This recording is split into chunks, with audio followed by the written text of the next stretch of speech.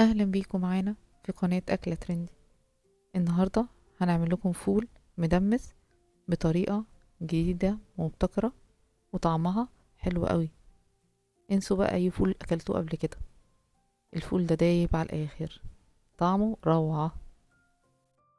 اول حاجة، ده كيلو فول من المصري، انا بقلاه قبليها بيوم. شايفين؟ لحد ما بينتفخ كده شوية. وياريت تستخدموا الفول اللي لونه فاتح، بيبقى طعمه احلى. هنستخدم هنا فول مجروش كوباية، الفول اللي بنستخدمه في الفلافل، كوباية عدس،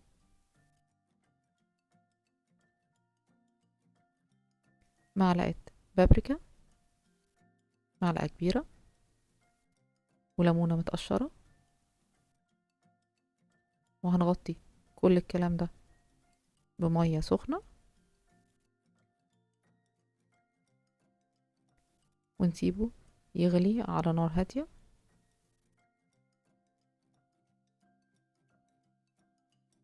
لمدة تقريبا بياخد ساعتين لثلاث ساعات حسب نوع الفول.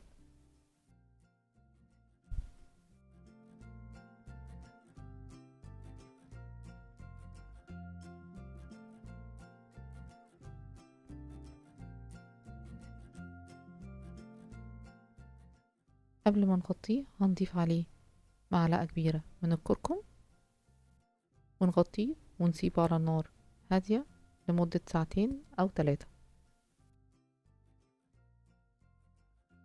دلوقتي الفول بدأ يستوي، هنحط كوباية مية فيها معلقة كبيرة من بابريكا ومعلقتين من الدقيق. هنقلبهم كويس،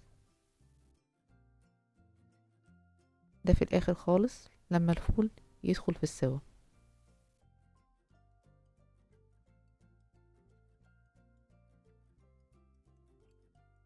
هنحط الخليط ده على الفول ونقلبه كويس. ده طبعا اللي بيدي الغيرة بتاع الفول، أو يخلي الفول يتقل كده ويبقى طعمه حلو قوي.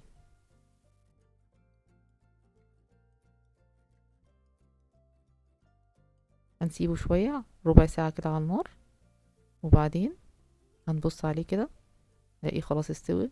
شايفين؟ انا مش لاقيه الفول من كتر ما هو استوى واتهرى.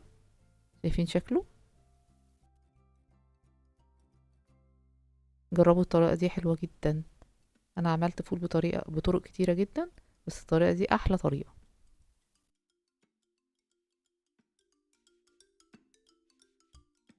يلا نجهز بقى احلى طبق فول. هنغرف من الحله كده. شايفين شكل حبات الفول ازاي؟ جربوه، هيعجبكم خالص، هيعجبكم، مش هتعملوا فول تاني غير ده. دلوقتي هنا عندي الطحينه، نحط عليها الملح وبابريكا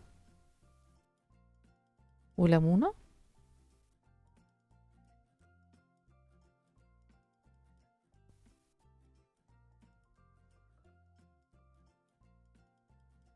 ونقلب كده.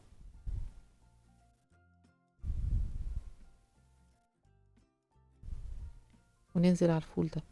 شايفين شكله حلو قوي؟ ورشة بقى كزبرة خضرا كده على الوش،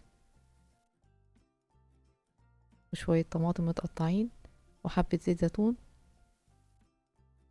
وبالهنا والشفا. ما تنسوش تشتركوا في القناة عشان توصلكم فيديوهاتنا الحلوة دي، واكتبولي تعليقاتكم. أشوفكم في أكلة جديدة. مع السلامة.